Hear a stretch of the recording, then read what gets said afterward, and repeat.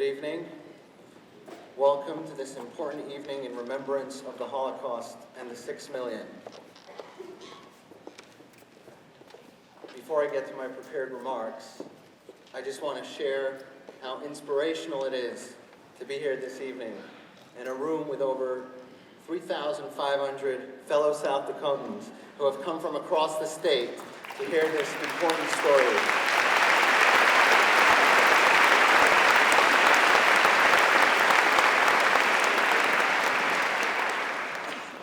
My wife and I moved here from New York about 3 years ago, and we're very proud to be in Sioux Falls. Thank you.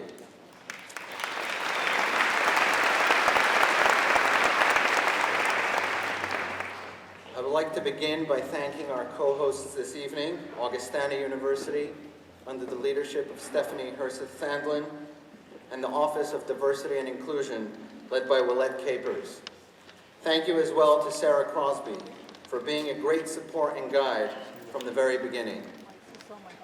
I would like to give special thanks to the Sioux Falls Area Community Foundation, Sanford Health, Wells Fargo, and Dakota Video and Post, who have helped make this evening possible. Please all join me in giving them a round of applause.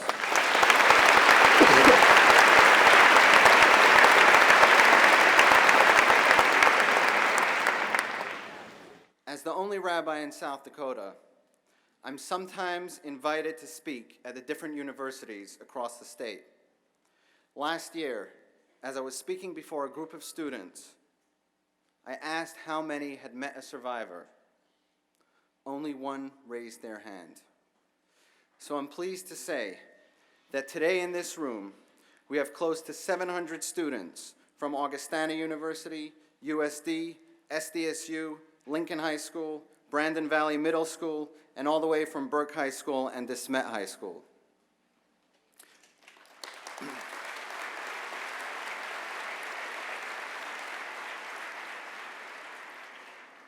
During the Holocaust, more than 6 million of my fellow Jews were systematically murdered. As a father of 2 young children, accounts of the Holocaust affect me deeply. When I hear how young children were torn from their parents' arms, or parents having to witness their children killed in front of them, I cannot fathom the heartache and agony that those parents felt. Trying to imagine the pain and suffering that those sweet, innocent children were forced to live through is harrowing, which forces us to ask, how was it possible that a country whose citizens prided themselves to be the most educated and sophisticated in the world could have committed such atrocities? The great Rebbe, Rabbi Menachem M. Schneerson, witnessed the rise of Nazism while living in Germany in the 1920s and 30s, before managing to escape to America. He believed that this demonstrates that as human beings, we cannot rely solely on our own common sense and intellect as the factor in the implementation of human decency.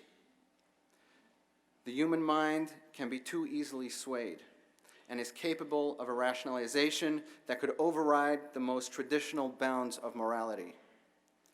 This is exactly what happened during the Holocaust. Gas chambers were built by learned engineers. Children were poisoned by educated physicians.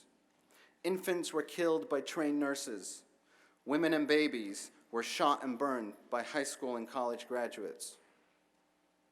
For this reason alone, our education must be about more than just pursuing the skills needed for a good career.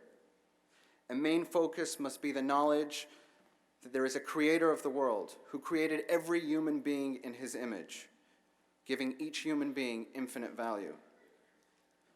Our behavior also must follow a higher moral code that is not the product of our intelligence and is therefore not subject to our overriding. I refer specifically to what is known as the divinely ordained 7 categories of moral laws, which have been given to Noah for all humanity and are the basis of any decent human society. If we want to ensure that such atrocities don't ever happen again, then it is our responsibility to bring this awareness into our lives, our schools, and our communities. It is only through solid education and upholding these values that we will protect the long-term morality of society. Unfortunately today, within living memory of the Holocaust, while some of those who survived still walk the face of the earth, we are witnessing a shocking rise in anti-Semitism and a denial of the Holocaust. So tonight, we will hear from a woman who was there herself, a courageous hero who survived the unspeakable horrors. We each have a duty to remember and never forget, to make sure the events that took place in our living memory can never happen again, not to us and not to anyone. I'll now invite Stephen Rosenthal, who together with his wife Carol are prominent Jewish community leaders in South Dakota for over 4 decades and visionary supporters of a strong America and Israel alliance, to begin the program.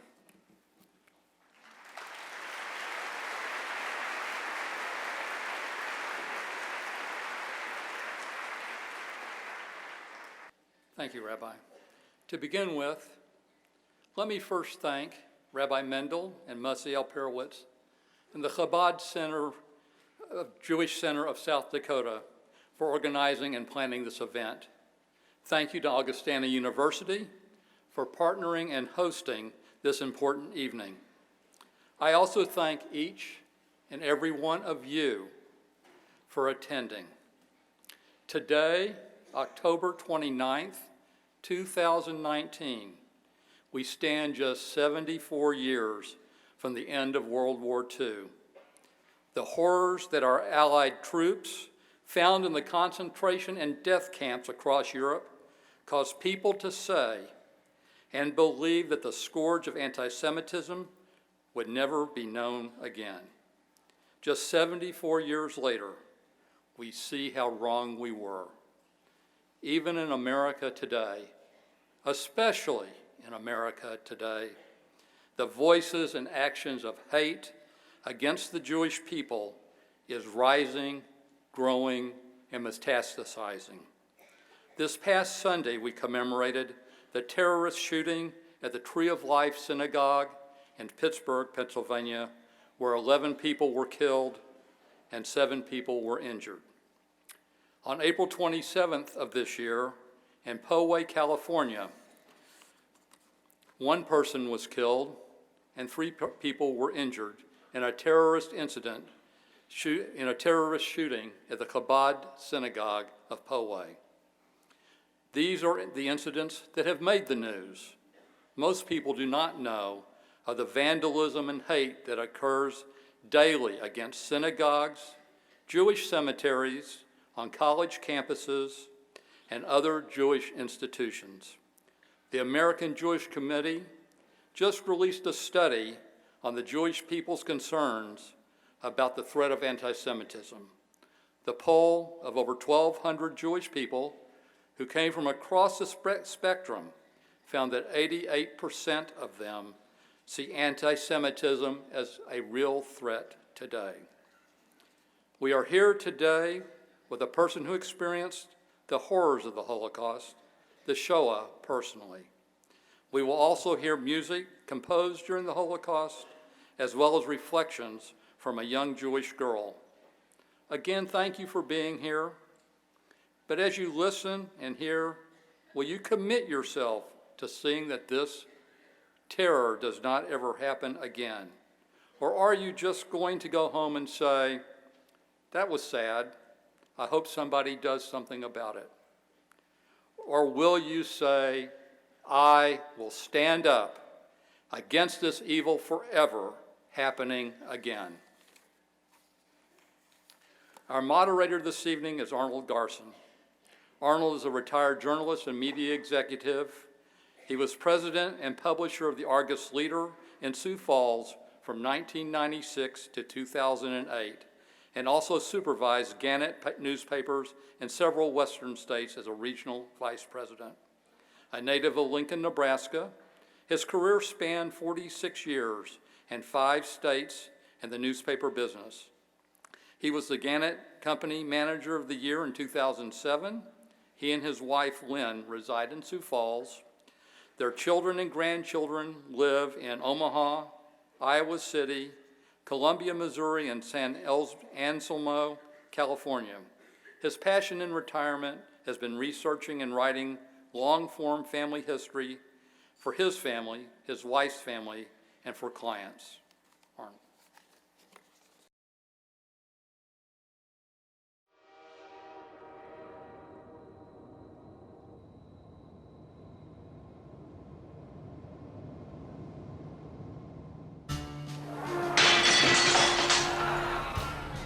Dark clouds began to cover the skies of Europe, the clouds of Nazism.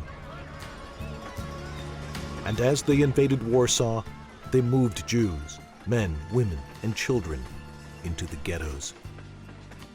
Slowly, over time, the ghettos began to empty. Even the birds stopped singing, as if they knew what came next. The trains of doom filled with the innocent and the pure, carrying them to their deaths. And it was on one such train headed to the death camp Treblinka, in the midst of the terror, the gasping, the weeping, and the despair, that a lone voice was heard singing. His name was Azriel David Fastig. People thought he had lost his mind, but Azriel's heavenly and sweet voice continued its soulful tune. There he was, face aglow, eyes closed in concentration as he sang the words of the Ani Ma'amin, I believe declaration. As if harmonizing with the angels, he sang devotedly of the nation's undying faith that the world would one day be a place of universal peace, tranquility, and human dignity. Gradually, the hundreds of listening ears joined his song, at first quietly, but slowly growing louder and louder. Soon the song spread from car to car, and every mouth that could still draw a breath joined in Azriel's haunting melody, Ani Ma'amin.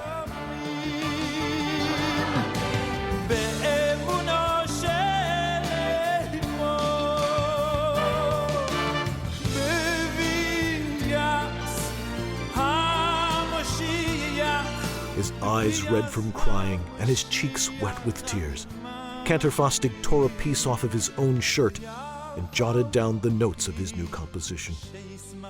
There he proclaimed, I will be eternally grateful to whoever can preserve this melody and bring it to the shores of the United States. A hushed silence descended upon the train, and two young men approached, promising to bring the song to America at any cost. Bidding farewell to their brothers and sisters, they jumped out of a hole they broke into the train's roof. One miraculously survived, and clutching dearly to his shirt, kept the melody alive.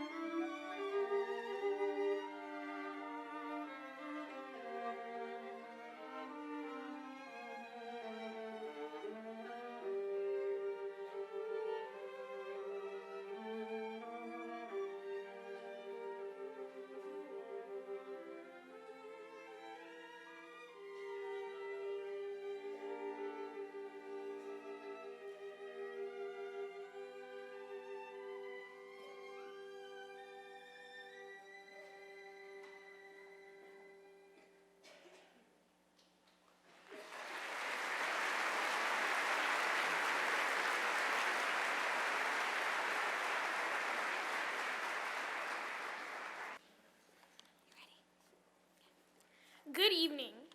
I am honored to be here with you all for this special evening ahead of us. My name is Olivia. I am 13 years old, a proud Jewish South Dakotan. This evening is personal for me for many reasons. Firstly, as a third grader, I represented Anne Frank in our school's very own wax museum. As you look at me now, I want you to picture Eva Schloss, who is about my age when her world shattered, beyond measure. It was then on Eva's 15th birthday when the Nazis found her family's hiding spot. She spent a torturous day and night at the Gestapo headquarters before heading on to even worse. Anne Frank, too, was 15 years old when her added hiding place was discovered. She was just about my age when she was forced to face cruelty and brutality that one could never imagine. Think about them and look at me. I shudder to think of myself in their places. I shudder to think of all the other millions of lives destroyed. But today, I'm not here to dishearten you. I'm here to inspire you. I want to inspire you to look forward to the future. And as a Jewish girl in 2019, I am proud to be part of that future. The Nazis wanted to destroy the Jews and their Judaism. I'm here today to tell you that the future of Judaism is alive and vibrant. Judaism survived after the war thanks to heroes like Eva Schloss, who after witnessing the worst horrors one can imagine, chose to rebuild, starting a family and raising them to be proud of their Jewish identity. And Judaism continues to live on today, thanks to organizations like Chabad, co-hosts of tonight's event. They provide people with opportunities to gather and learn and gain a better appreciation for Jewish traditions and values. One of the things I've learned from Chabad is the belief that every person should be empowered to spread goodness and kindness throughout the world. Tomorrow is dependent upon today. It is up to each of us to make sure that the actions of the past are not repeated. As Anne Frank famously wrote, "How wonderful it is that nobody need wait a single moment before starting to improve the world." Tonight is that moment. I hope you can take the lessons you learned tonight and use them to change the world around you for the better. Thank you.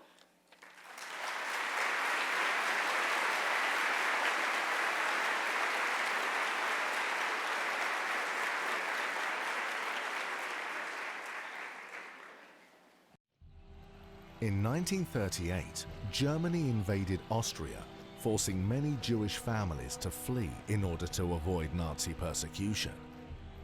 Among the immigrants was 8-year-old Eva Geringer, who with her mother, father and brother moved first to Belgium and then to Holland. Here, she befriended a German Jewish girl who lived in the same apartment block.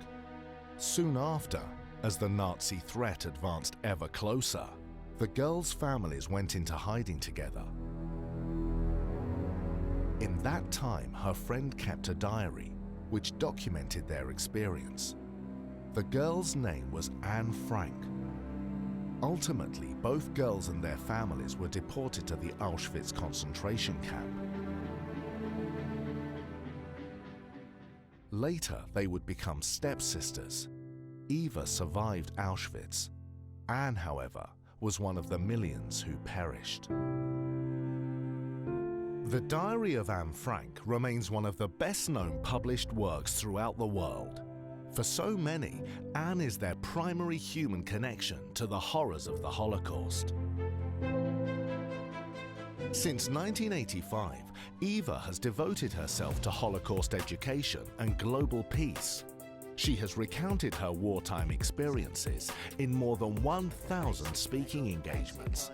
She has written 2 books, and a play has been written about her life. In 1999, Eva signed the Anne Frank Peace Declaration along with United Nations Secretary General Kofi Annan, and the niece of Raoul Wallenberg, a legendary figure who rescued thousands of Jews in Budapest. Eva has an incredible story of survival, grit, and ultimately an against-the-odds triumph, conquering the poison of bitterness, the burden of grief and loss, with a message of tolerance and love. Ladies and gentlemen, please welcome Mrs. Eva Schloss.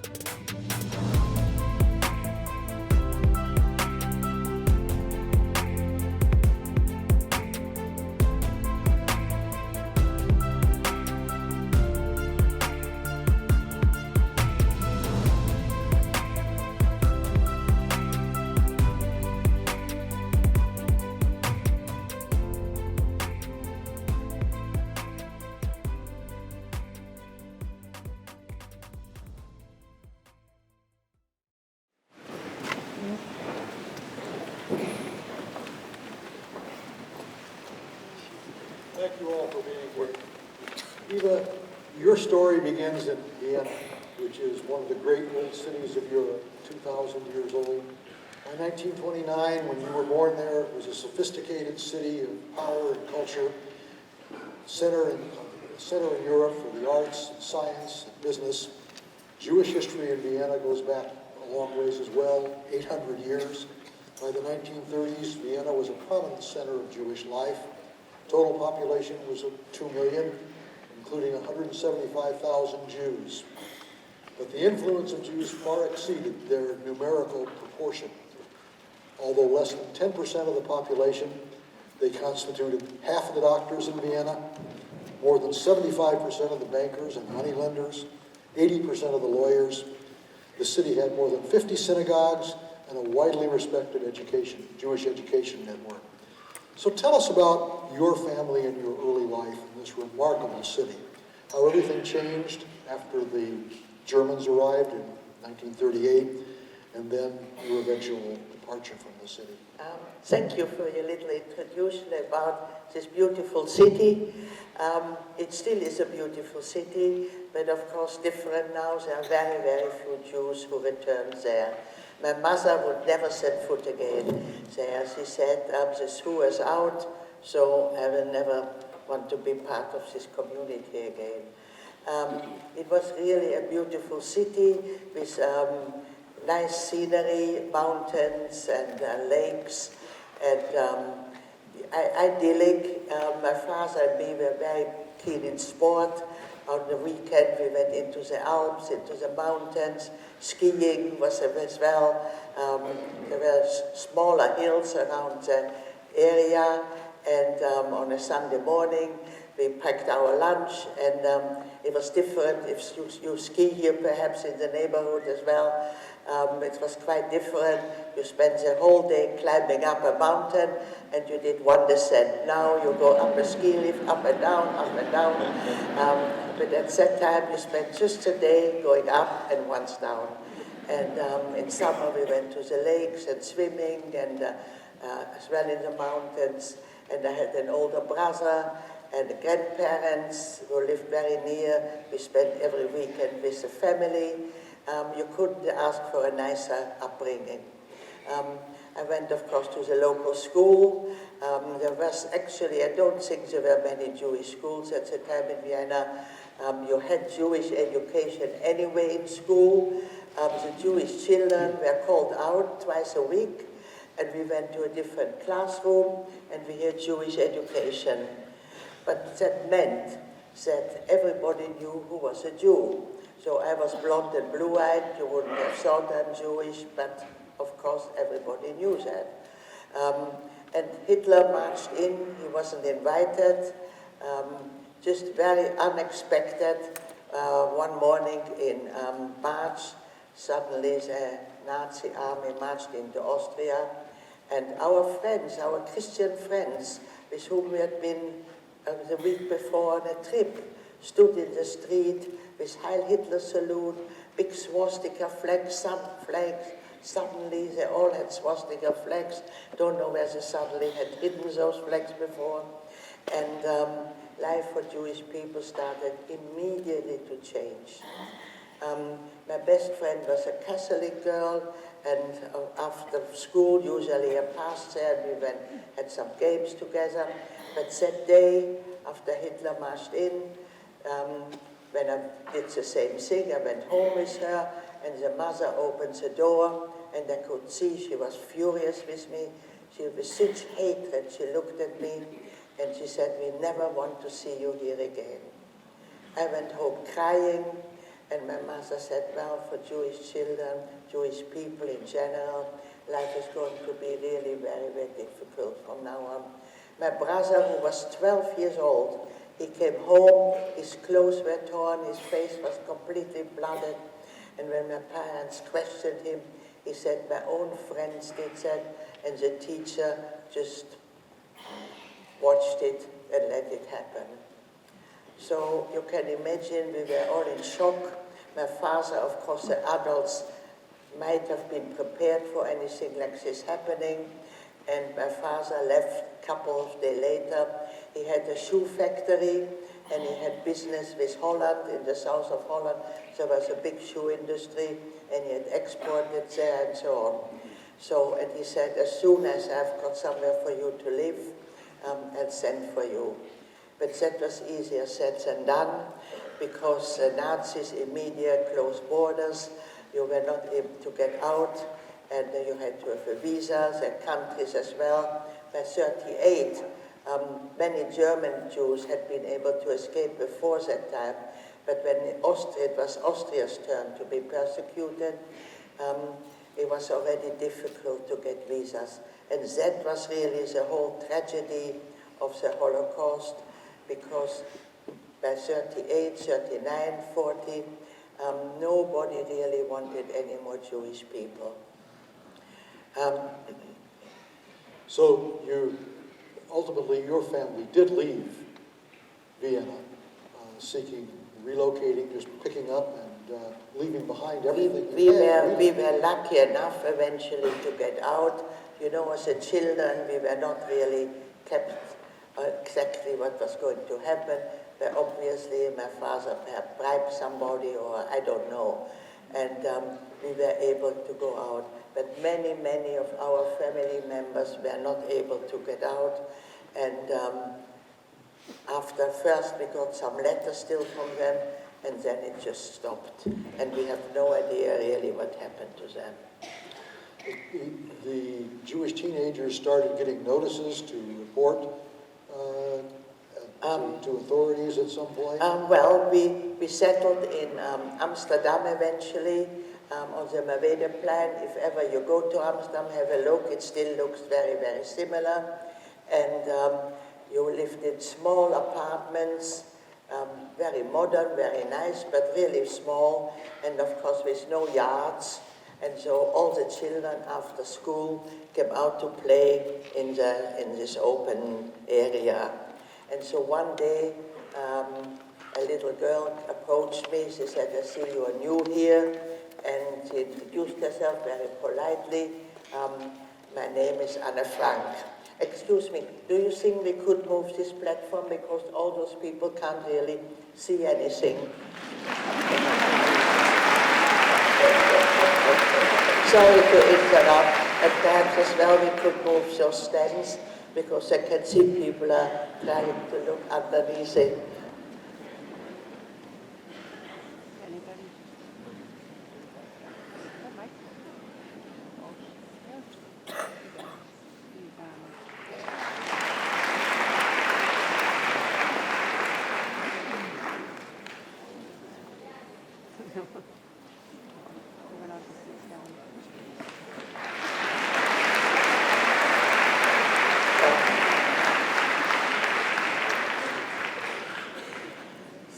Thank you. You do like to take charge. I appreciate that.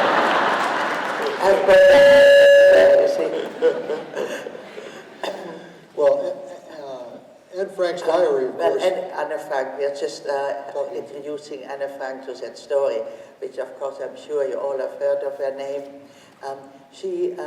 Her family came from Frankfurt, a big town with a big Jewish population. And her father, who later became my stepfather, always told to my children, when he saw in 1933, when Hitler started to come to power, to see the SS marching through the street with a famous Nazi song, "When Jewish blood drips from our knives, things is going to get better." When he heard this song, he said, "This is not a country where I want to bring up my family."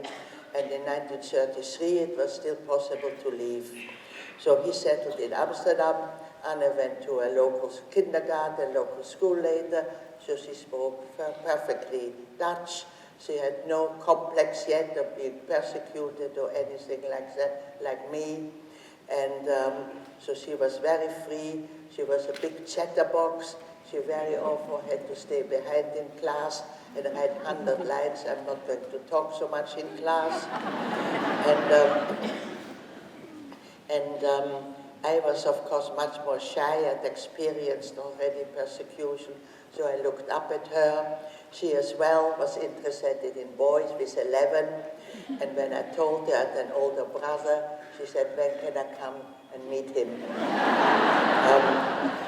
But of course my brother was not interested in a girl the age of his little sister. So nothing came out of that. But when you read the diary, you will see she was quite full of boyfriends.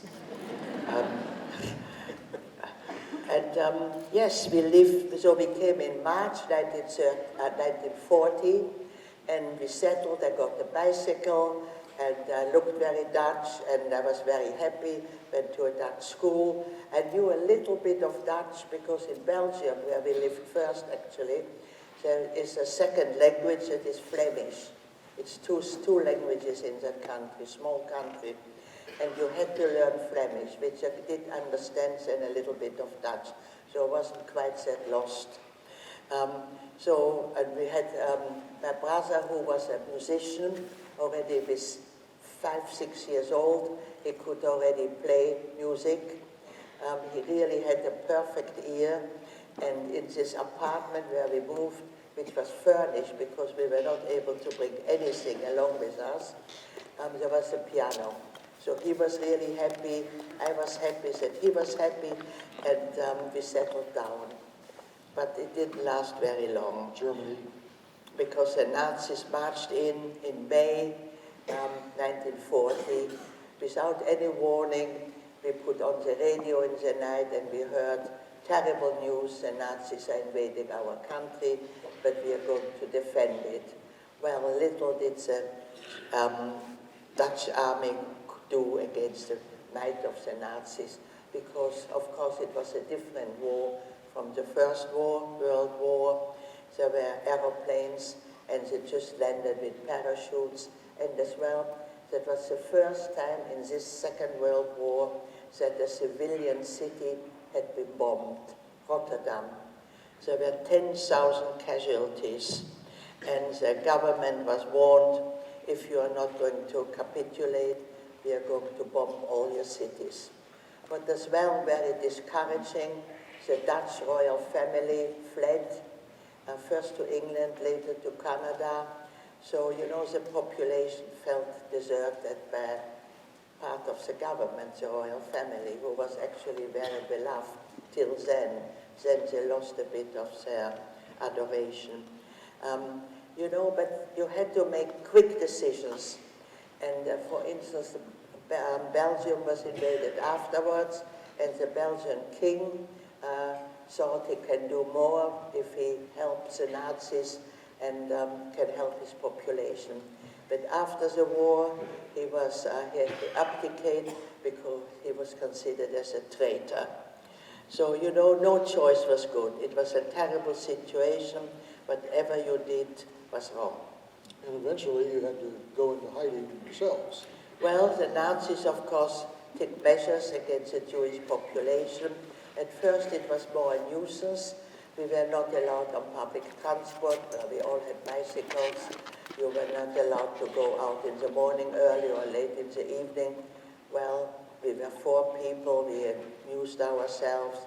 Monopoly's a game kid out, so we played that. My father taught us bridge. So we spent the evenings talking and doing things. It wasn't so bad. But then we had to wear the yellow star, meaning that if you walked outside, the Nazis knew that you were a Jew, and people started to disappear. And that, of course, became already quite dangerous. You were not allowed to go to Christian shop to buy your food or anything else, only to Jewish shops. Then the Jewish shops were closed down, so where did you get your food and your supplies? Life became really, really difficult.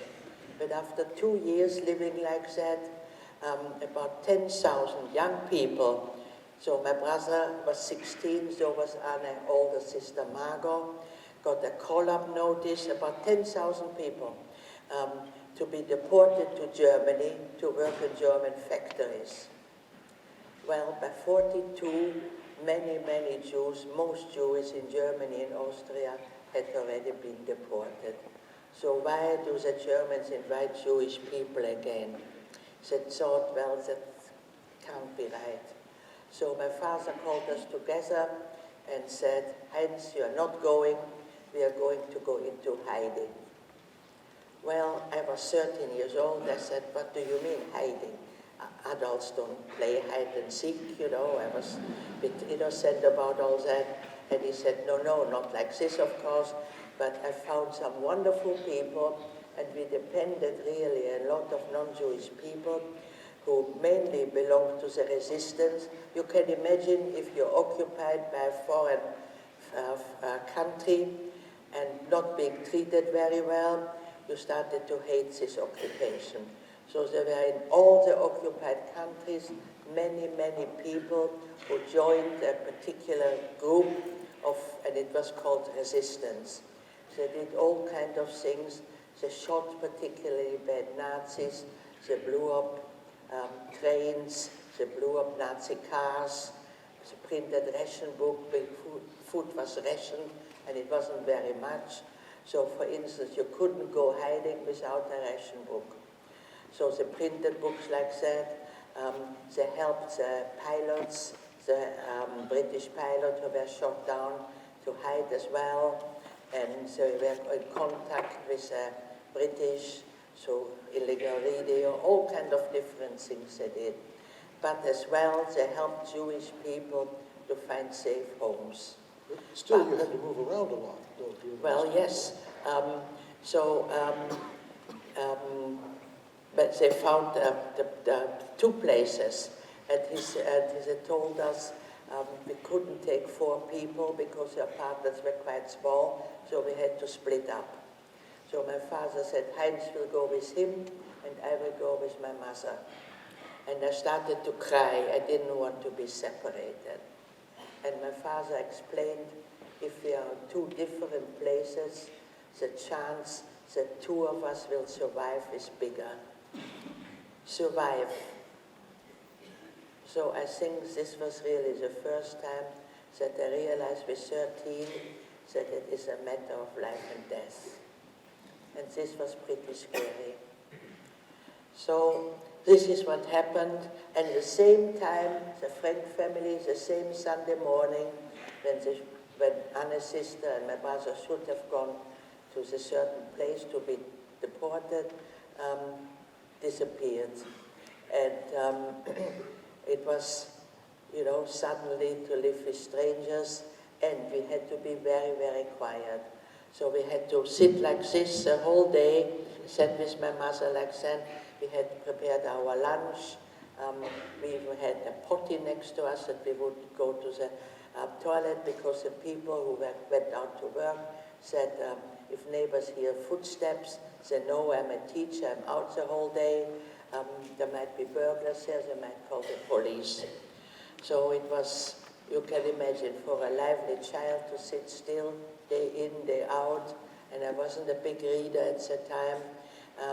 I did a bit of knitting, a bit of drawing, I wrote a little bit, but you know, day in, day out, from morning to evening. And the worst thing was, the Nazis knew that perhaps 5,000 youngsters hadn't turned up, so where are they? And they really wanted to kill the young people first. So they made house searches, always in the night. So you tried to sleep, then there was a knock on the door, the Nazis stormed in and searched your home. So we had in every hiding place where we were, again, the people from the resistance came, looked over the apartment, and decided we could make a false partition here, sometimes even under the floorboards, as there was a big space. So when the knock came, we quickly went there and hoped they wouldn't find us. But for instance, we heard a story that in another house, again, same thing, people were hiding, the Nazis came, people quickly went in their hiding place, but the Nazis felt the beds which were still warm. So they realized there were people hiding there. So they demolished the whole apartment till they found the people, and of course the host guests, the host people, were arrested as well. So if you hear those stories, people say where we were staying, you know, we can't sleep anymore, you know, we are so nervous that they will come today and perhaps they will find us, and the people would have been arrested as well. So you have to find different hiding places. Seven times? So 7 times we moved, and my father and brother similar. So after 2 years in hiding, was 1944, my father, who was in the country at that time, phoned my mother and said, the woman where they are staying is blackmailing them for more money. And you know, if you don't go to work, you can't earn any money. So my father said, we have very, very little left, anything. He had a few jewels, but if we sell that and then we have nothing, she's throwing us out anyway. So please, please try to find a hiding place, because we were in Amsterdam in contact with people from the resistance. But by 44 it was already difficult. Many young men, Dutch, non-Jewish people, had been picked up in the street really to work in German factories, because the German men were all in the army. And so many of them had gone into hiding as well. People had been arrested, people were scared, so it was very, very difficult. But after about 3 weeks, a Dutch nurse came forward through the resistance and said she knows a safe house in Amsterdam. So my father and brother escaped early in the morning from this lady and took a train, taking big, big risks. My brother, by the way, he was dark-haired, looked a bit more Jewish, and he had dyed his hair blonde so that he wouldn't look so un-Dutch. But it turned out actually very red, not very good color. But when I saw him for the first time, I said, oh, I don't recognize you, you look funny. But anyway, he thought it might be safer. And so this nurse received them, and they went to a nice house, and it happened to be just around the corner where we were hiding. And I told you I was very, very miserable, and my parents decided we looked very Dutch, it's not far to go, we got to visit them in their new place. And we went on the Sunday after they moved there, and they were very happy, they were in a nice place near us, and I went home to this where we were living, and on Tuesday was my 15th birthday, and our host were very friendly people. They had saved an egg for me for my breakfast, because you only got 2 eggs a week and very little food by 44. And so we were just sitting down to breakfast, and there was a ring in the bell, and man goes down the stairs, opens the door, and a few minutes later, 2 Nazis and 2 Dutch policemen came storming up the staircase and went straight for my mother and me. And we were in shock. What on earth has happened? How did they know we were here hiding? It was terrible, you know. And they took us to the Nazi headquarters, and my mother went somewhere else, and they took me to an interrogation room. There was a big picture of Hitler on the wall, big lights focused on me, and the 2 Nazis stood there with arms and beating sticks as well, and started to throw questions at me. Where were you those 2 weeks? Who helped you? And on and on and on they asked me. And you know, I was in such a shock, because I realized this is probably certain death for me. So I lost my speech. Then they threatened me they would kill my brother if I don't talk. And that was the first time that I realized they are taken as well. And, you know, incomprehensible, I didn't understand. So they beat me, yes. And, but, you know, I think it was in such a shock, I just lost my voice altogether. So eventually, when they realized they wouldn't get anything out of me, they let me go. They threw me in a little room, and there was my father, my brother, and my mother. And my father explains his nurse was a double agent. She pretended she was a member of the resistance, but she really was a spy for the Nazis. And I tell you, this is later on, of course, after the war. She betrayed 200 people in the same house, because after people were arrested, she got again new people in. And her boyfriend was a big member of the resistance. And he got suspicious of her, because he said, I've got a letter for that person you just took in a few days ago from his parents when it was a child, for instance. And she said, no, you can't go and visit him and things like that. And so he thought, a bit funny, why can't I go and see this house? So she realized that, and she betrayed him, her own fiancé, and he was shot. This kind of people, those were who cooperated with the Nazis. And after the war, my mother was there on the court case against her. She only got 4 years. So you went from there to a holding camp. Yeah, first for, yeah. The holding camp, the trains to the east, of course, were not in Amsterdam. That was in the country somewhere, about 2 hours train ride from Amsterdam. There was a big camp called Westerbork. It was run by Jewish people, but with the supervision of the Nazis. And for instance, the Nazi boss told the governor of the chef, whatever you call him, of this camp, on Friday we need a list of 600 people, 800 people, 500 people, depending on where the train was going, what they wanted. And this man has to choose the people who is really going to prove taking to their death. So you can imagine what a job that must have been.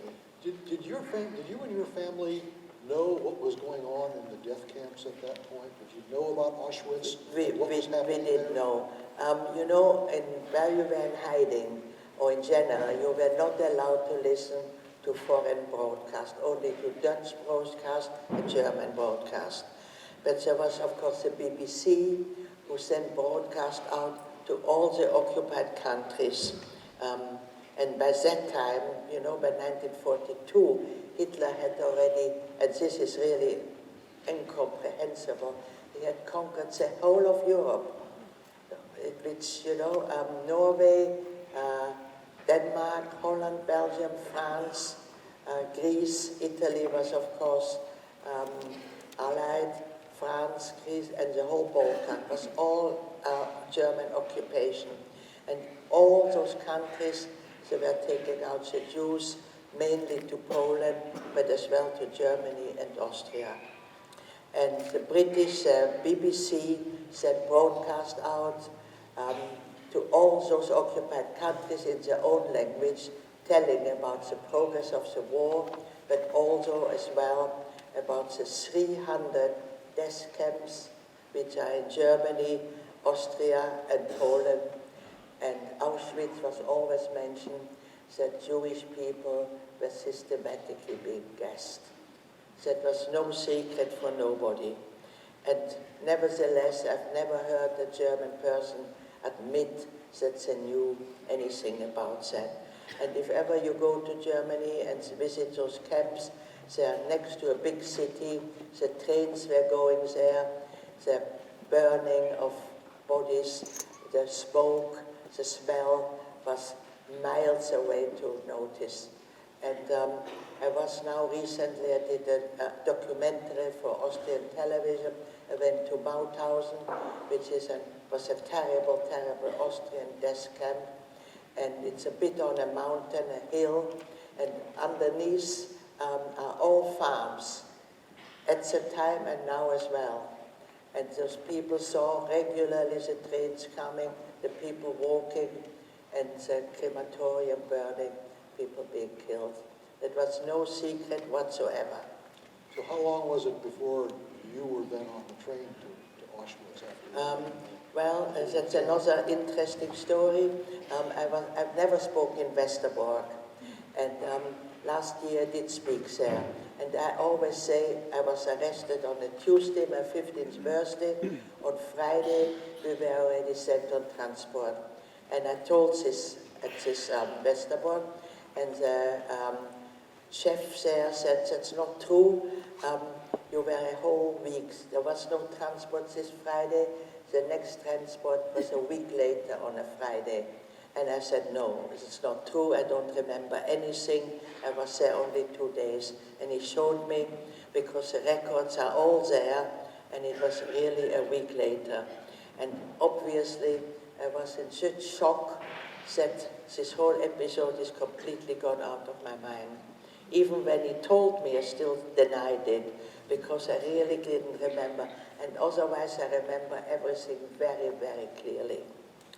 So anyway, okay, we went a week later, and on this time, there was actually a transport of gypsies with us, because the gypsies, of course, were as well taken to the camps, and as well, not all of them were killed, but quite a lot of numbers were as well in Auschwitz as well. So, of course, the train journey was, that you probably know, not an ordinary train which you transport human beings, but you can say it was like a container or a goods train. Cattle perhaps is going to be transported sometimes in there, meaning iron and no windows, no toilets, of course, nowhere to sit, just the floorboards, but 2 buckets are put in, one for water, the other one to use as toilet. For 60, 70 people, you can imagine. Once a day, big chunks of bread was thrown in, like you would feed wild animals. I don't know exactly how long the journey was, 3, 4 days, because it was dark all the time. We lost count of things. And, but the only good thing was that it was the last time that we were together as a family. And my father, you could imagine you being a father, knowing that you can't protect your family anymore. He was crying and he said, I'm afraid from now on I won't be able to do anything for you. You'll be on your own. And my brother, just tell you a little bit about him. I told you he was a wonderful, talented musician, but in hiding, of course, he had to be quiet. So he decided he would try to paint. And he created some amazing artwork. And he told me in the cattle trucks, it was more or less the last conversation we had, that before they escaped from this woman who blackmailed them, he hid the paintings under the floorboard of this house with a note on it. This belongs to Heinz and Erich Geringer, and after the war, he's coming to pick it up again. So your arrival at Auschwitz, tell us about that. What happened when you got there? Well, eventually the train stopped for good, and we heard lots of dog barking and lots of shouting, and the doors were slid open. It was a lovely May day, and we saw lots of SS uniforms, and as a lot of people, it was striped. They call it pajamas. It wasn't pajamas, of course. Looking very ashen, but especially dogs, Alsatian dogs, very barking and the teeth showing. Scary, really scary. Well, we had to jump down, and the next command was men and women to different sides, because there were women camps and men camps. So you can imagine saying goodbye to your family, assuming probably you will never ever see them again. So you can imagine fathers and daughters, husband and wife, sons and mother, clinging to each other, but we were beaten apart.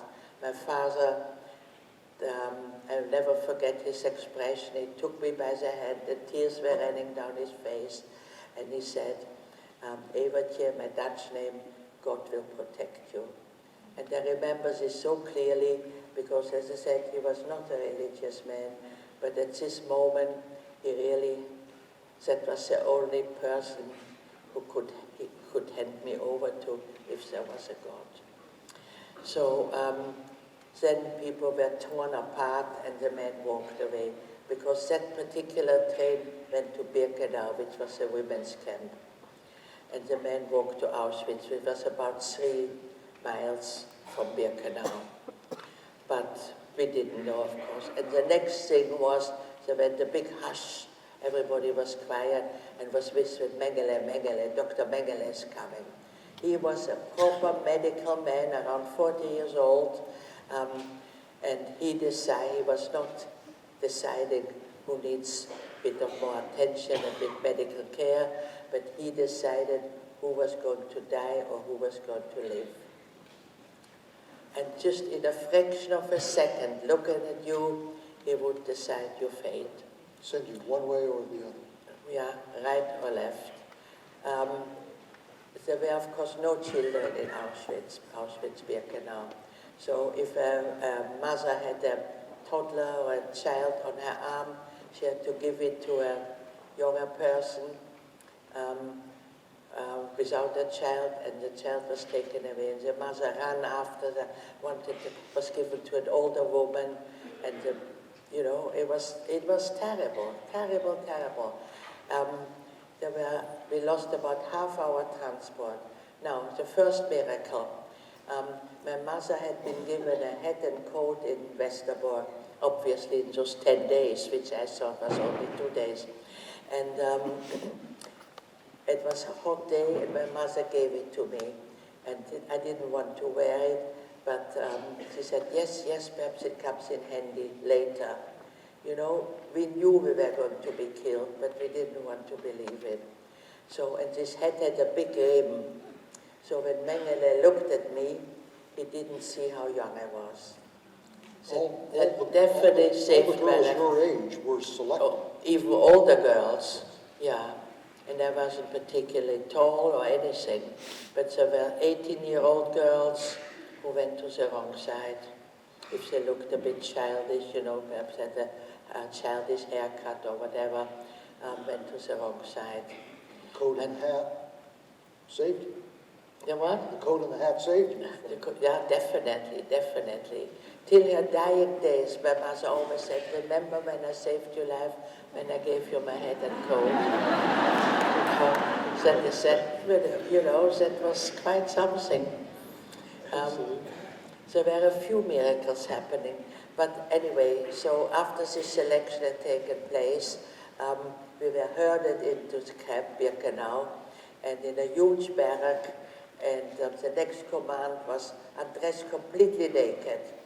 And the Nazis were there, young SS boys, in the 20s, and they had guns, and they poked at us when we tried to protect our particular, because can you imagine to stand in front naked suddenly of those young men? Then we had to parade in front of tables where people were sitting, and you had to give all your information, which country you were coming, because from all over Europe transport came daily, so they wanted to know where you're coming from this time now. And so the country, the professions, your age, of course I didn't say, I was 15, and all kind of information. And then we were tattooed.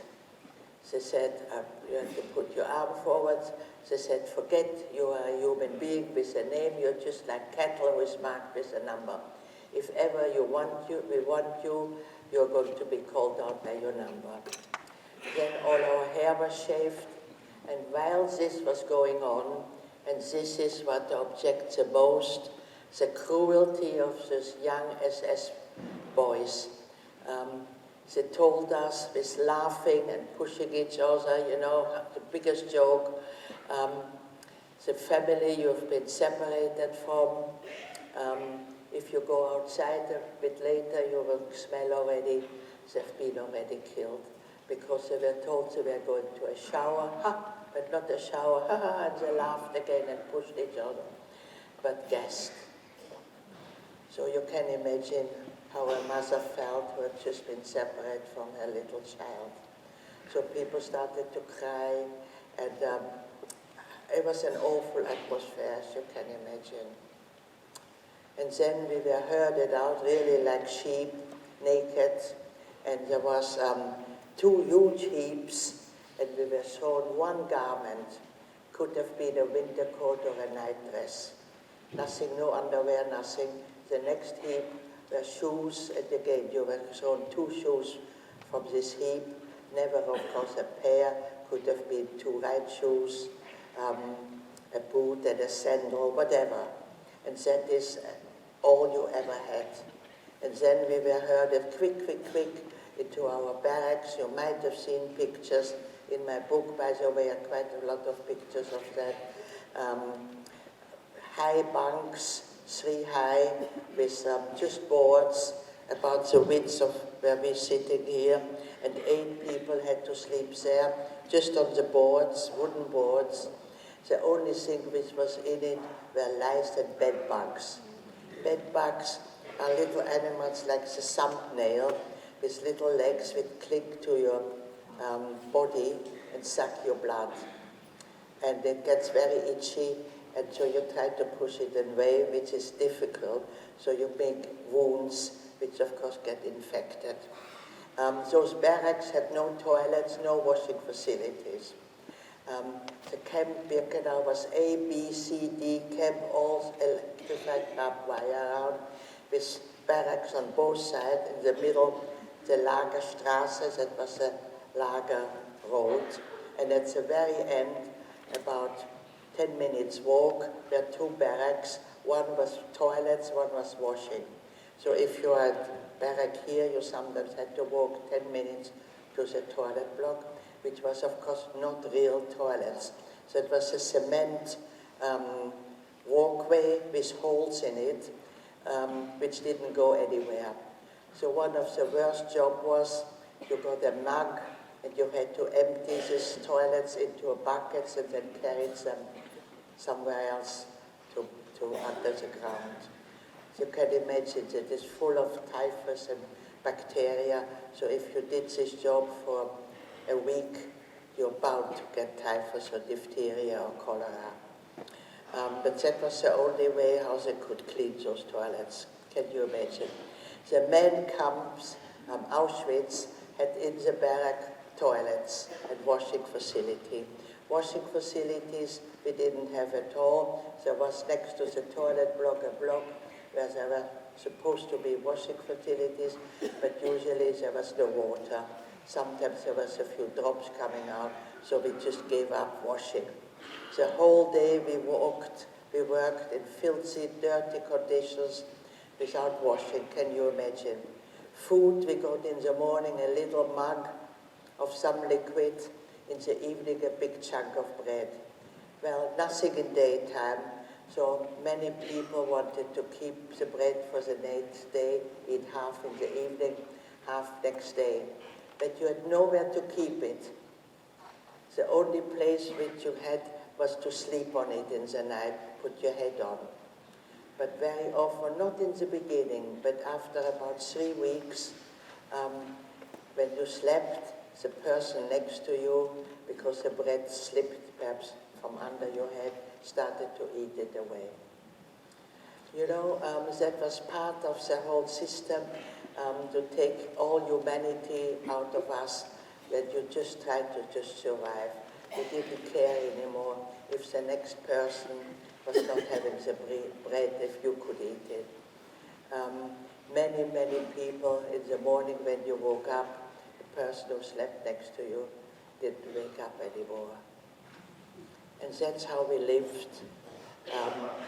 I must just tell about that one terrible, terrible incident that, as I say, washing was, forget about it, but once a week we were going to a shower, we were going to be deloused because everybody were full of lice, not just head lice, but body lice as well. And so once you went to the thing, this garment was taken away, was deloused as well, and you came out and you got a new anything garment. We never wore those striped uniforms which earlier inmates did get. That was actually good quality. But what we wore could have been really rags, you know. It was kept on being recycled and deloused, and so it was, you know, sometimes it just fell to pieces. And in winter, if you had a summer dress, can you imagine? Or in summer, if you had a heavy winter coat. Really unbelievable that people can do that to each other. And so we came out of the shower, and there stood Mengele with his SS. And the selection was taking place. That did happen occasionally. And I passed, and my mother followed me.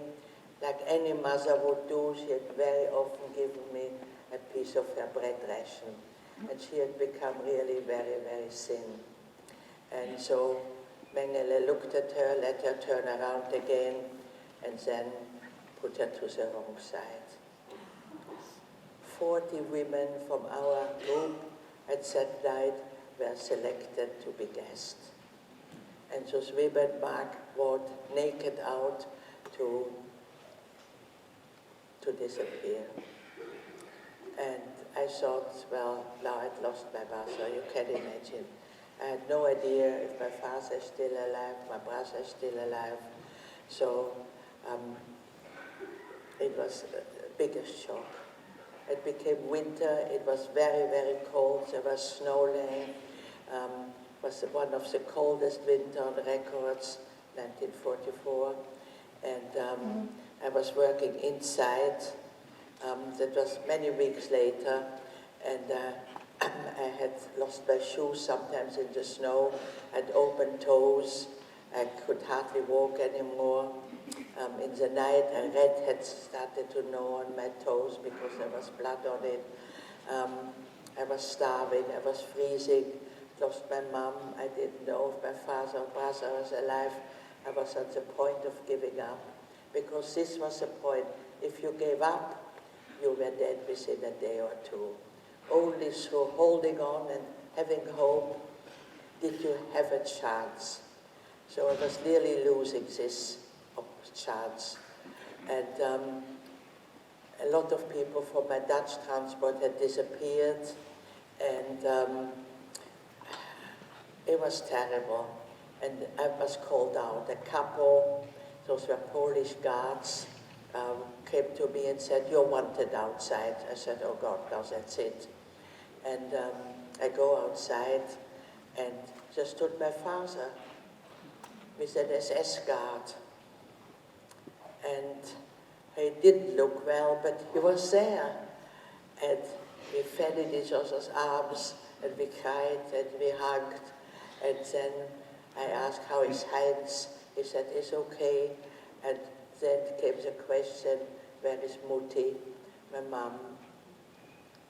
And I said to I burst into tears, and I said to my father, "She has been gassed." Well, you could imagine the face of this man. You know, I could see that was the last thing he could cope with. And we cried, and then he tried to encourage me. He said, "Well, hold on, the war will soon will be aggressors again. And Mutti will protect you, you will see." And then he walked away again. He still came twice to see me, and then I never saw him anymore. The last time you saw him? Yeah. With the news that my mother had been killed. And then, obviously, it became December, January perhaps even, and the Nazis knew that the Russians were approaching. And they evacuated the camp. Every day they emptied barracks, and the people marched away. After the war, those were called the death marches, because most people, of course, perished, as you can imagine, in the winter, without food, in the cold, badly clothed, walking God knows how long into Germany or Austria. But of course, we didn't know anything about that. But there were very few people left, and the gates, A, B, C, D camp, the gates were very open, you could sort of go away, but what do you do outside there? The Polish people who lived around this area had never, sometimes they walked past the gates and they had never thrown a piece of bread over or helped anyway. So we didn't go out. Polish people did sometimes leave, but we stayed there. And so one day, some Dutch people from our transport came to my part of the camp, and she told me that they'd seen my mother. And I didn't want to believe it. I thought they just want to encourage me, to help me. And she said, no, she's really there. She's in this camp. Try to get there. And I did. Eventually, I could go there. And indeed, she was there. Very, very weak, but there. All right. And you can imagine what a happy reunion. She was very weak. She could hardly get down from the bunk. But still, she was there. And I told her that I'd seen my father and my brother. It was supposed to be okay. So we were very, very optimistic that the war would soon be, because most of the Nazis had gone. There was no control really anymore. And so we stayed together, and then there was another transport going out from Auschwitz and Birkenau. The Nazis got there and called out, everybody marching, everybody out, and the rumor had been going on that we have wooden barracks, when they leave, they're going to lock up the barracks and burn the whole camp down. So many, many people who were really very weak or volunteered even to go on those transports. But somehow my mother and me didn't go, and we stayed behind. And we woke up the next morning, and it was quiet, no dogs barking, no SS whatsoever, and the Nazis had fled, taking with them most of the people. There were about 500, 600 people left where we were. And we were 10 days on our own till the Russians came. And, you hear bad things about the Russians, that they raped and did bad things, but to us they were very, very good. They realized we were victims of the Nazis. They fed us. They cooked, they stayed the night with their field kitchen and their horses and their tanks, and they gave us cabbage soup, very, very greasy cabbage soup, and the smell made us nearly, was wonderful. And we ate and ate and ate, but I never spent a more painful night on a bucket because the food right through me. And we realized we have to be very careful how much we eat. And so we were liberated. And then the Russians took us eastward because, we couldn't go westward. That was January 27th, the liberation of Auschwitz, which is now Holocaust Memorial Day. And so we ended up in Odessa on the Black Sea and waited for the end of the war. And when that came, of course, there was great jubilation. And Otto Frank was as well liberated in Auschwitz, and he was traveling with us, and as well in Odessa. And then a New Zealand troop transport ship came, and we went back to Amsterdam. And that took from January till June, we got back to Amsterdam. And I told you we had a furnished apartment, and we could get back in there. But most people who came back had nowhere to go. Other people had moved in. The furniture had been taken to Germany to help the bombed cities there. And then Otto Frank came to us with the terrible news that his daughters and his wife had perished. And when my mother left, when he left, my mother said, "How can that man carry on? He has nothing to live for." And then a few days later, he came again. He had a little parcel under his arm, and he opened it very carefully, and it was Anna's diary. and that gave him hope for the future, and he published it, and you know, the success story. And then I remembered Heinz's painting, and I said to my mother, we have to go and pick up those paintings, which we did, and we found 30 beautiful oil paintings there, and as well many, many poems. And this is my legacy of my brother, and I think you want to read. Yeah, we do have some pictures, actually. Some pictures. Yes, I think but as well, the poem, perhaps you want to read the poem now. He wrote many, many poems.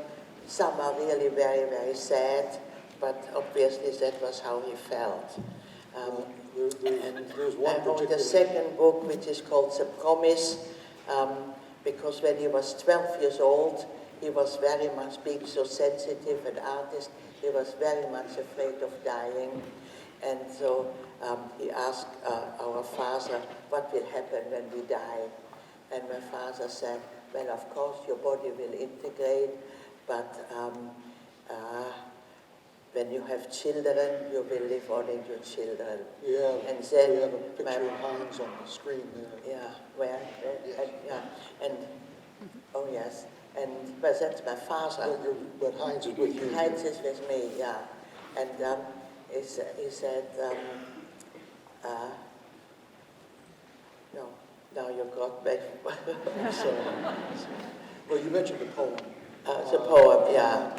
It's a poem that speaks for itself, but the depths of its sadness, which reflect the sadness of the times as well as his own sadness, can only be understood by actually reading the poem. Yeah. So I wonder if would you like to read that for us? Okay. Eva? The poem is called Don't Cry, Mama. They're all in Dutch, but I had some translated. Don't cry, Mama. Mama, do I have to die already? I heard the doctor say so. Please, Mama, don't cry. Heaven is such a beautiful place, and soon we'll be together again. Mama, what will my little sister say when she wants to play with me again? Please, Mama, don't cry. After all, I'll be seeing Dad again. Remember to take good care of the kitten. She loves me so. Please, Mama, don't cry. Do you still love me as much as ever? Are you still with me? Please tell me, Mama. Please hold my hand for just a minute. It seems so misty in the room. Please, Mama, don't cry. Mama, just one more thing. Please kiss me goodbye. He was just 17 years old when he wrote that. We have the next picture here. That's your home in... that is where we used to live where you lived in Vienna until yes. 1935. That's right, yes. To give you an idea of the kind of city it was. Is the house still there, do you know? The house is there. I went now and I looked for my house. It was a corner house with the entrance, the gate, big gate was on the corner. And I couldn't find it. And they've made apartments out of it, and it's not a side entrance anymore, and there's no garage, and it looks quite different. And of course the tower, the top was the same. But I said as a child, I never looked up to the top, so I didn't remember that.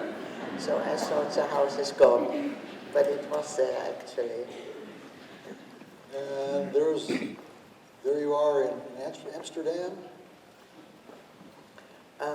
This is in Amsterdam, yeah.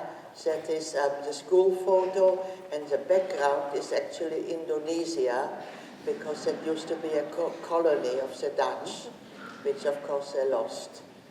And the next one, there's Heinz again. Heinz he was sitting on the musician, composer, he composed music as well. Yeah, composed as well, and reading all the time. And he played, you told me that he played Gershwin. He played piano, guitar, and I got an accordion and a Hawaiian guitar. I've never seen this instrument anymore. It is kind of a guitar where you slide something across and it makes very sad, whining music, but actually very nice. It's called Hawaiian guitar.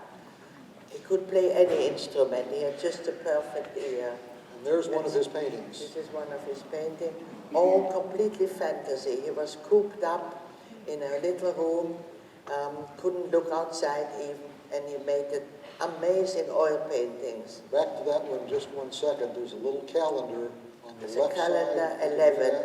So that was my favorite picture because 11 was my birthday. The calendar so was when he turned to painted it, he obviously thought of me. And this is a very sad picture as well. He's a farm worker. He sings and he comes in. There's beer and bread on the side. And he sees his mother's died in the alcove. And he lies down and cries. Next one. And your father was a And my remarkable father artist as well. started to paint as well. I think he started to paint to encourage Heinz, because Heinz said, well, I don't know, I've never painted. My father said, well, let's try it together. And so he started to paint, and he did as well, very beautiful artwork. And we have it, and those paintings a few years ago, I donated them to the Resistance Museum in Amsterdam, so many people can see it. And this is how I keep the promise to my father that Heinz won't be forgotten.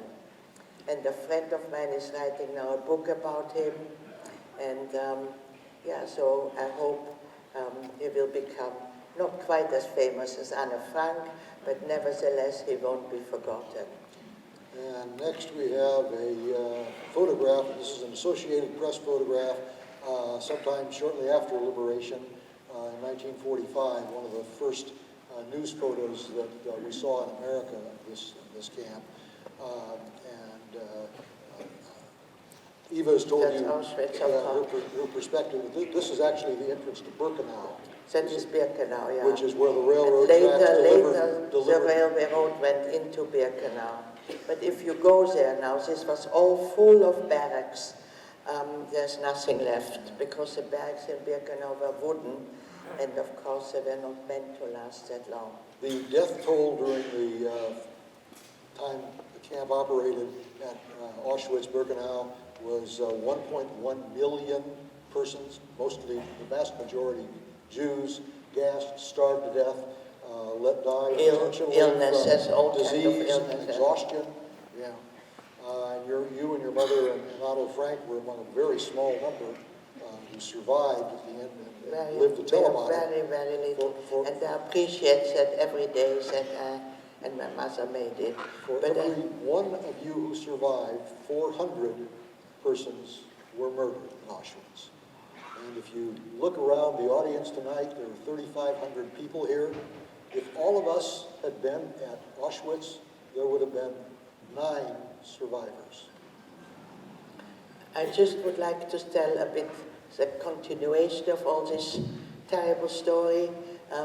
So I went back to Amsterdam, and I was very, very miserable when we heard that my father and brother had both perished in Mauthausen, several days before the American army came to liberate that camp. That was the last straw I was holding on to, and it had broken.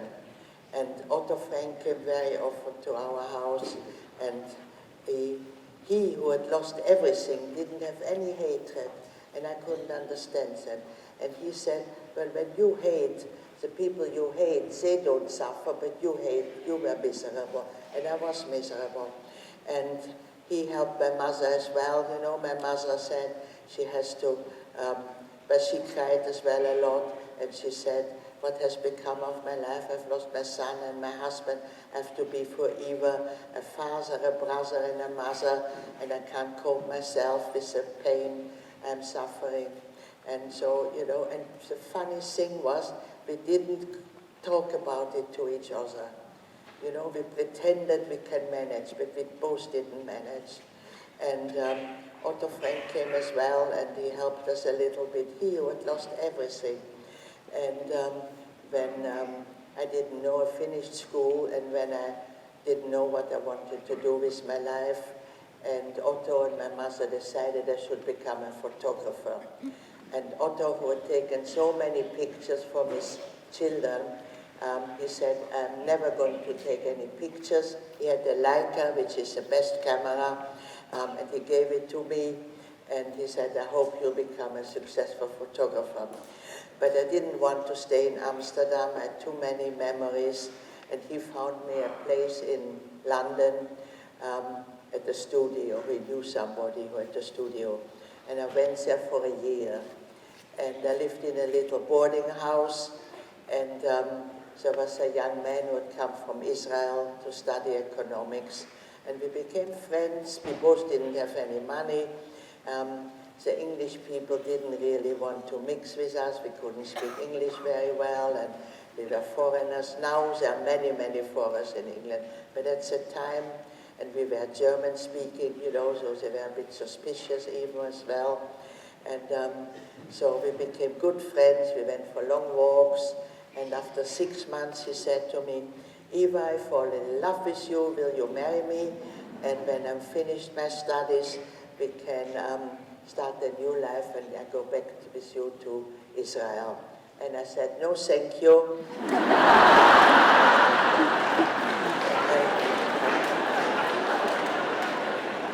He was a little bit upset, but he thought, well, perhaps he changes her mind.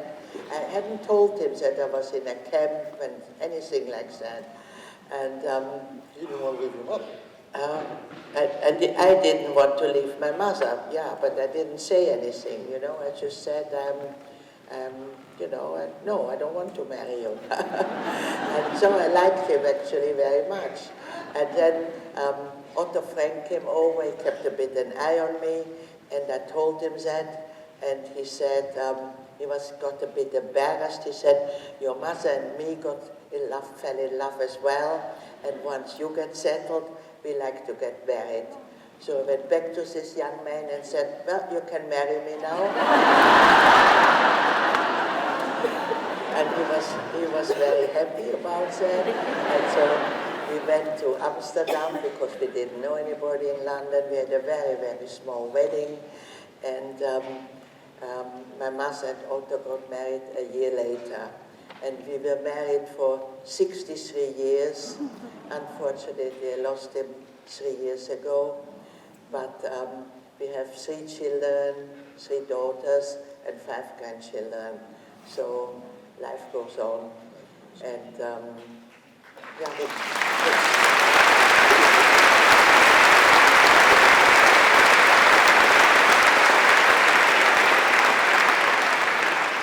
Can we go back to the pictures just for a second? I think we've got 2 or 3 more here. I wanted to show this. That's your tattoo, your number. And you can't really see it very clearly, but there's one of the digits there's an overstrike on it. They had to go back and do it again, was the story? yeah, There you are. that's a wedding picture. Wedding day in 1952. Yeah, yeah. And the next one, there's Otto. That is Otto and my mother, Otto and my mother. You made that. I've never seen a happier marriage. They were married for 27 years, and they spent most of their life really to do with the diary, with the publication, and they got thousands and thousands of letters from all over the world, which they answered really very, very accurately and made many, many friends.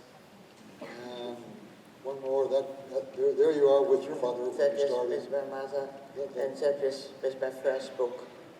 Promoting story. She traveled with you to some of the books. Well, Otto died. Otto was 17 years older than my mother, and she survived him actually for 18 years.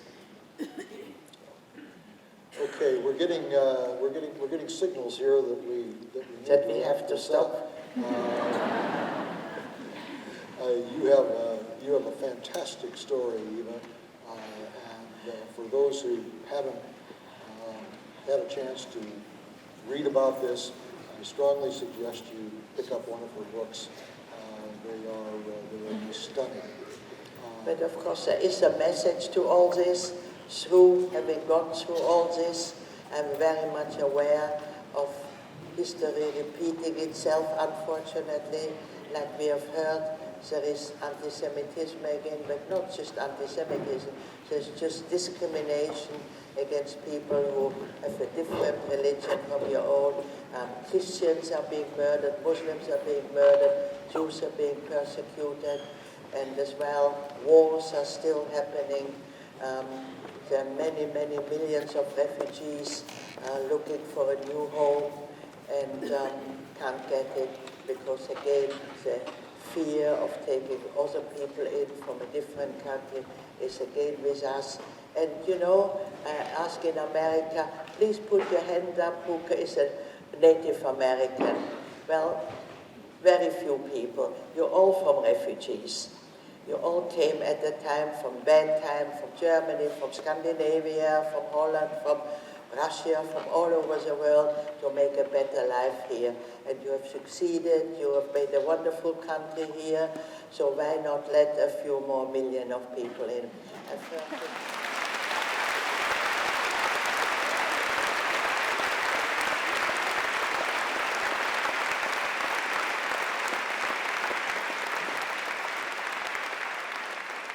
Mr. Trump should hear this applause from you.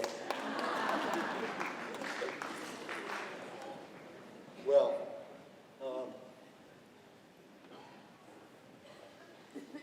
ahead. Okay. This will be the end remark, huh? I guess we're wrapping it up here, but I'd just like to say thank you for sharing your story, coming to Sioux Falls and for sharing your story. It's a story and an evening, I'm sure, that none of us will ever forget. Thank you.